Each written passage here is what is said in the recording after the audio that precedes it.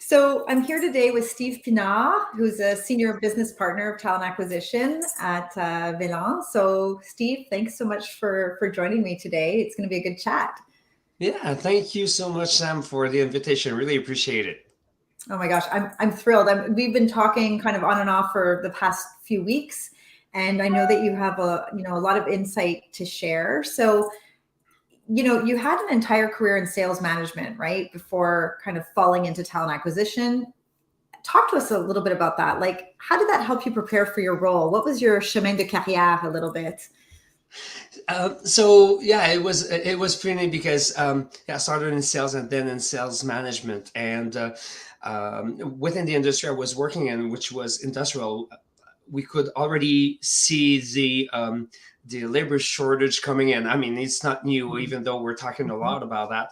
And at some point, it was in my mid career, I was kind of okay. I want to learn something more, and I want to move forward. And someone, a headhunter, came to me and say, "Hey, Steve, have you ever thought of being a headhunter?" I said, "Well, what?" And I could discover, sales and headhunting recruitment is very similar if we think about it. They're both on understanding the client's needs, their perspective, understanding what they're going through. And as a recruiter, you have to your clients are the candidates and the organization. You have to fit Yes. the objectives, the needs Yeah. of both to make sure that the fit is the best as we can. So this is how I got into the profession of talent acquisition.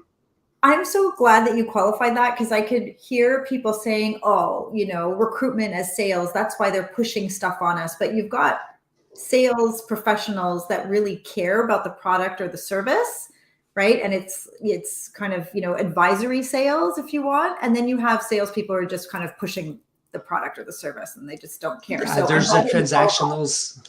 Yeah, there's Yeah. a transactional selling and the consultative selling, and I truly believe that account acquisition is really like consultative.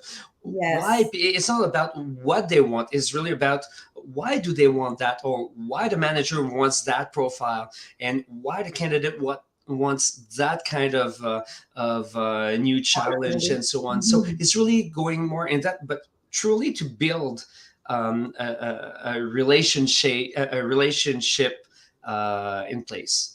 Yes, yeah, excellent. And I also love the fact that you said that your clients are both the candidates and right when you're working for agency, then you've got your corporate clients. So I'm thrilled that you said that because I think a lot of recruiters still, are struggling to understand that the talent really is your client, right? And to be able to Yes. support them. So, how did that kind of shape how you built your talent acquisition team when you went in house? So when so Velin, we are a manufacturer, a valve manufacturer. We're all across the world. My team is responsible for talent acquisition in North America. And one thing that my manager had in mind before I joined was, okay, how can we make Villain different into the marketplace to differentiate ourselves? Because all employers are in competition between each other. So when I was the funny thing is that when I was a headhunter in a recruitment firm, Velan was my most important client. Mm. And when my team told me, "Hey, Steve, can you go? Could you find us, someone to take care of this team?" And I said, "Nah, me." And Yeah. and the thing was to not only to position the company, but to be more strategic, to be ahead of what's coming in, to be prepared to face the 10 years to come that will be very challenging for most of the organizations. And uh, Valence sees talent acquisition in a strategic perspective. So that's really interesting because I get the sense from some organization, well, probably many organizations, but there are definitely some out there that see it almost as firefighting, right? Oh, somebody left. It's Mhm. like whack-a-mole, you know?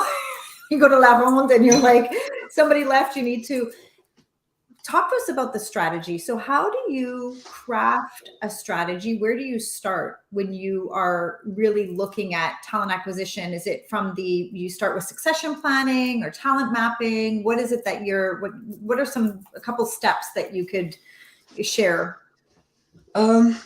I think there are so many things that we have to take into consideration, but if we summarize them, I think it's first of all, what are the requirements in terms of talent? What are the skills gaps, or what do we want as an organization moving forward? The people that we have in place, what do we need to based on a 5-year strategic plan, what do we need in terms of talent, what's available? So the talent acquisition team is engaged in many areas of HR, right?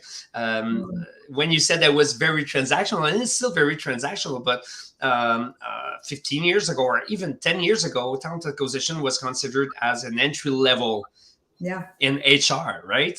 That's and right. Now it's really a strategic, it's an expertise where employer branding, talent management, the hiring process, as well as onboarding are all part of talent acquisition, and is part of very important decisions for an organization. So for us, it was really to look into what are the processes in place. First of all, when we first came in a year ago almost, was okay, what are the processes in place? Where are the gaps? Who does what? It was also what's our employer branding looks like externally, internally. So it was to really understand, to observe, to identify, to assess the situation, the current situation, actually, and then to identify some ways that we can improve, like onboarding, get feedback from leadership, managers about their visions of talent acquisition, their expectations, their challenges. Get feedback from employees at the same time. Why do they like the organization? What's their own experience during the recruitment process that they had to go through? Honestly, on our end, I've put a SWOT together in terms of talent acquisition.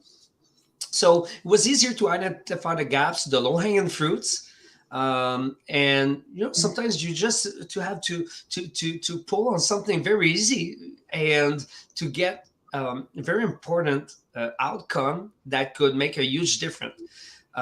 One thing that is the most critical, I think, is to find ways to measure the elements that we want to monitor.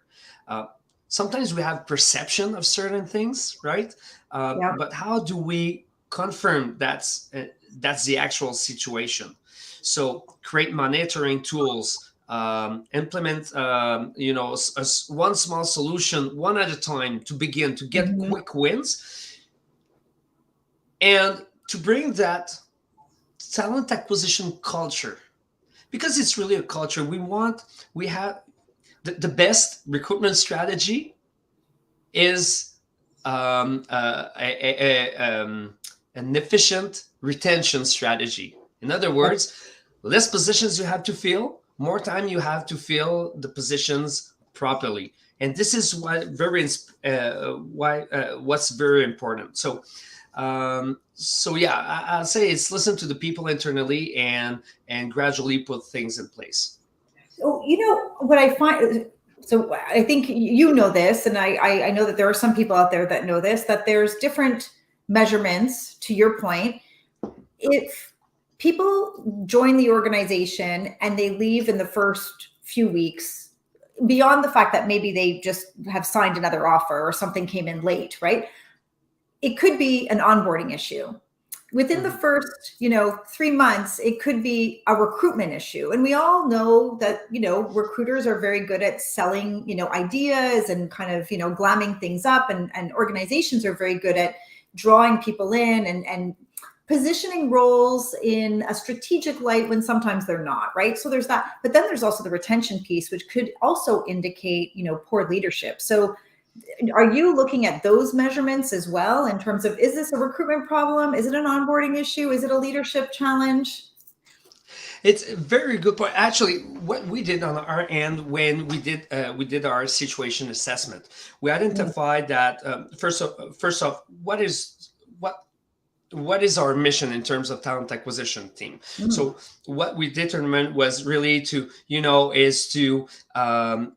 put candidate experience in first place to differentiate ourselves in the industry, as I said earlier, but also to support and guide the hiring managers in the recruitment and the hiring process, because sometimes it's kind of confusing, or they might be missing something. We want them to be good ambassadors, but to your point, to talk about the actual situation, not to make it look better than it is in that in reality. So, and also our role to participate into the organization's success and the employer branding strategy. Sorry. So what we've done is when we did all of that, we've put so the KPIs. The first ones were obviously the time to hire. Yeah. And the aging. So aging, which is the open mandates, average time that they are open. So we can see some trends. Also, to measure the candidate experience, the internal customer satisfaction once a mandate is done, and a 30-day onboarding survey. So those tools, we've done surveys to monitor that with specific standards, I'd say, not KPIs, but really standards that we want to achieve. And those quick surveys help guide our initiatives. You're talking about the onboarding. What we notice is that the first month, actually the first day is very important, but the first week, the first month, and then 3, 6, and 12 months. So what were the some key elements that we targeted that help us determine, okay, what are the low-hanging fruits? What do we have to focus on? Because if you, it's classic. It's like you control what you can measure. So what do you want to measure? In our situation, it was those elements that we wanted to monitor. For other organizations, it will be different, maybe. But on our end, this is where we got the biggest impact in measuring those key those KPIs. So Steve, you and I had spoken about the importance of collaborating with hiring managers, right? And I'm sure you were in, a similar situation where it's happened to us before as third-party recruiters, where we're partnered with a recruiter in-house, and they don't really understand the business, right? Or they don't really understand the scope of the role. So it becomes very difficult to even get proper feedback, or for them to kind of make a case for a candidate, why the stakeholder should meet them.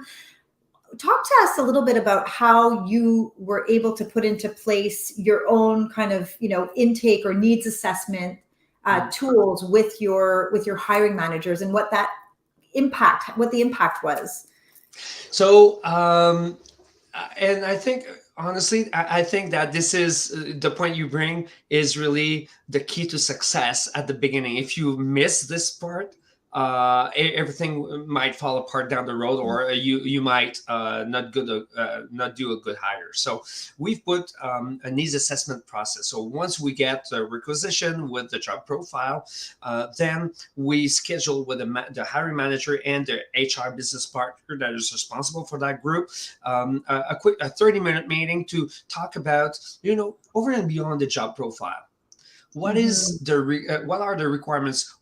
And to put yourselves into that the recruiter can put himself or herself into the candidate perspective, and vice versa. So what are the questions that will be asked? What the teams look like? Why the person left? Why the position is open? What is the interaction between everybody? So all of those to help answer to the candidates questions, but also to make sure that we ask the right questions to the candidates, and at the same time to have a better understanding of the actual environment, and down Mhm. the road, understanding that, let's say we're working with supply chain, maybe if the same recruiter is works on planning or I don't know, operations role, they might see some elements, so we can bring some insight to the organization saying, hey, have you ever thought of this? So this is the difference, where, and it's not always the recruiter's fault, I'd say, I mean the Mhm. in-house recruiters. I think it all begins with the vision of the organization about talent acquisition. If they see it as transactional, it will be okay. This is a job profile. I will post it. I will do some pre-screening, and I'll send It's the done that way. resumes. Yeah. Yeah, on our end, that's not the we prefer to go, okay, let's build that relationship. That's why we take the internal client approach, just like we do in HR at Velin as a whole. But this is the approach we're taking to make that difference. So We, and you and I had talked about this. So one of the tools that we give our candidates is that what we call the client brief, right? Which is essentially the intake that we do with our clients. We always ask HR, preference is to have HR in that conversation with the hiring manager so that we're all on the same page, right? yeah, But that client brief gets into the hands of the candidates, and then they treat that like it's gold, because it's, oh my God, I know what the interview process looks like. I know how I fit into the team. I know the short-term and long-term objectives. I know, right? So it creates a story for them. So I'm wondering, I don't want to put you on the spot, but how willing do you think you would be in terms of refining that tool to be able to also give it to candidates down the road? Like, do you think that would be a good tool for your team? Actually, it could. Right now, the we have the candidate experience survey, which is we're sending to all candidates that have been at least in one in-person or Teams interview. So at Right. least that gives some feedback. But yeah, I mean, when we work with the candidates, in terms of clarity, transparency, we're providing them with the greatest feedback that we can. But yeah, I mean, every You're tool that we sharing can that use, information, right? yeah, Like, we're you're always sharing that. sharing that information with the candidates. Yeah. Yeah, and sometimes it happened that, telling the candidates, hey, I don't want to scare you, but this is what the situation is, let's say, Yeah. and so you're aware. So uh, we want people to embrace the challenge, not only Yes. the job. So Yeah. so that's why having an in-house talent acquisition team can provide that feedback. So you feel the culture, but you know what is the actual situation, Yeah. and there's that communication. What we want is really, once the candidates jump in the organization, they're like, they come to the line and they say, okay, you know what? This is what you told me it was about. Yes. I was prepared You for t- this.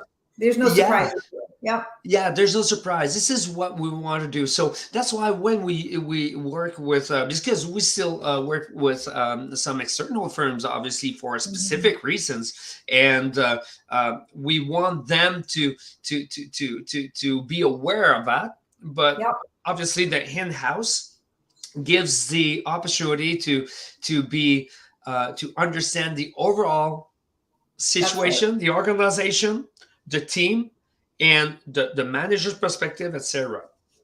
So Let's talk about that for a second. What are some of the benefits of not working with a third party recruitment firm?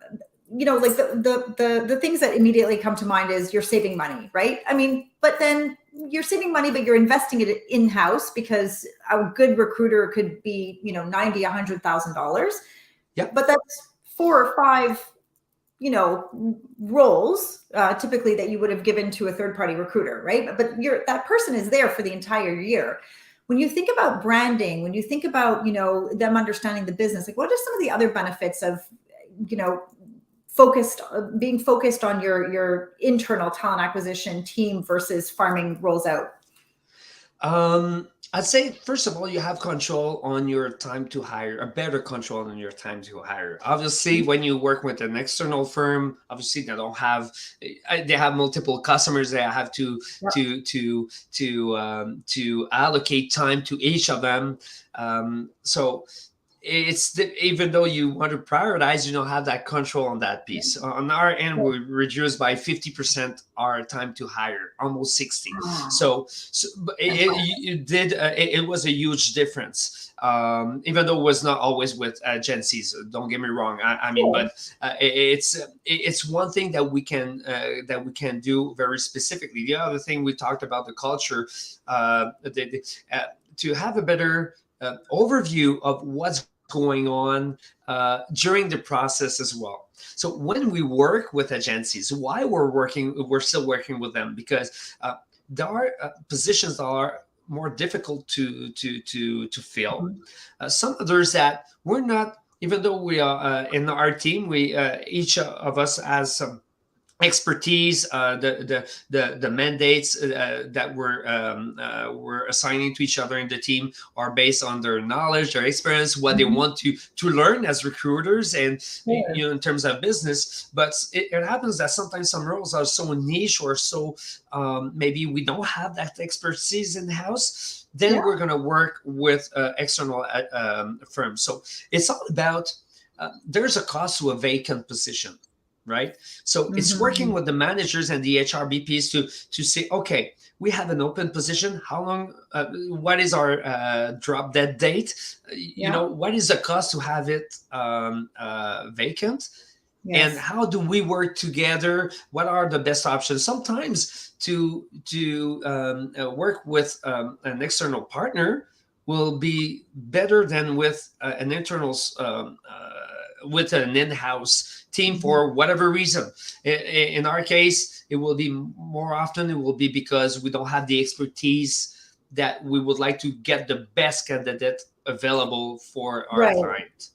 So I'm also thinking about, having more control over the candidate experience, over, the employer brand, because of course, when you're going to a third-party agency, you really don't know, and you're not a party to those conversations in terms of how that agency is representing your brand, right? So, in terms of ghosting, I want to talk about ghosting actually for a minute, because it's surprising to me that in 2022, during the worst talent shortage of our time, I'm still hearing from senior leaders that are going on interview to say that they are still being ghosted, and not just from third-party agencies, but also from organizations, right, themselves. So, I mean, are there any safeguards that you've put into place in terms of, hey, 24 to 48 hour turnaround time? Like, how do you coach your managers to provide feedback so that you can release talent and let them go on to other processes without having this monkey on their back? So a very good question. Actually, this is, I believe that is the basics of candidate experience. There are two things here. If we look at ghosting, meaning they're in the process and they're not, they don't get feedback. This is our rule number one, and that's what we tell the candidates right from the start. We are their single point of contact, but not for control. Is really you need an answer. I'm responsible as a recruiter to get you the answers as soon as possible. That's why we have those surveys at the end too, because we want, and this is measured as well. And we coach, so internally, the managers know that if we don't get feedback from a resume within that was submitted, that we qualified, if we don't get feedback after 48 hours, they're going to get a follow-up from us, and so on. So we have a process in place. Same thing with the interviews. We need the feedback after such time, or we tell the candidates, at this date, we're going to have a debrief for this round of interview, and so on. So we want to keep that communication, because and the feedback will be transparent. And we're doing that for all, not for all the applicants, because with hundreds of applicants, it becomes difficult. Although we respond to each of them saying, thank you. It's not an automated, there's an automated message, but each recruiter still sends a message to Right. the candidates. But as we go, this is what we do for those.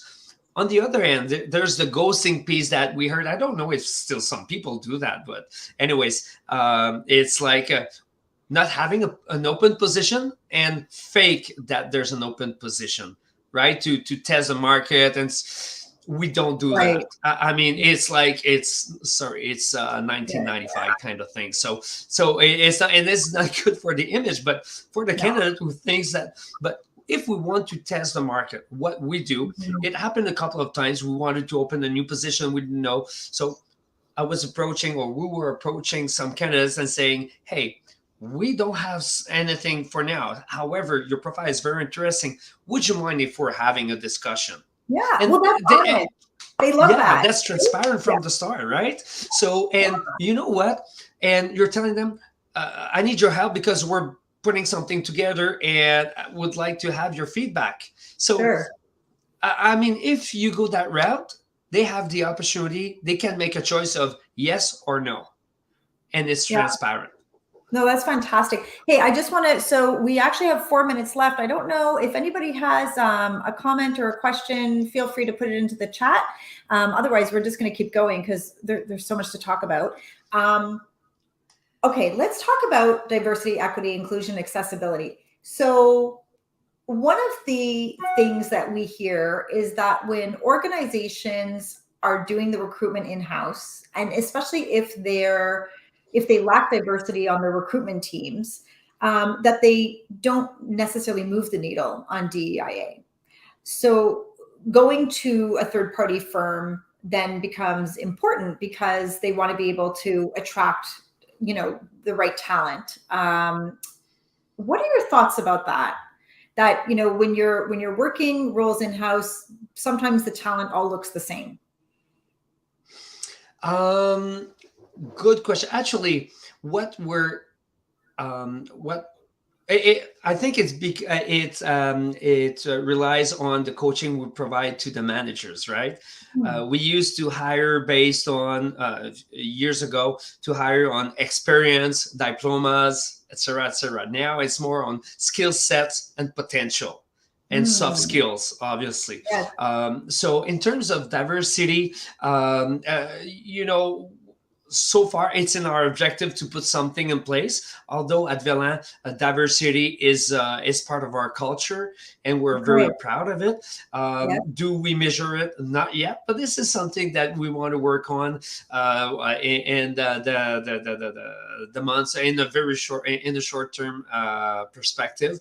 And yes, working with some agencies, especially if we're looking at international recruiting is a good example. This is a case where we would be going with an external agency. But then again, for diversity, it's all about, okay, we have to measure, what our current situation is and where do we want to go from there. But having looking our teams right now, diversity is to the rendezvous. But yeah, I think this is where agencies could be very supportive for some organizations who would not feel that diversity is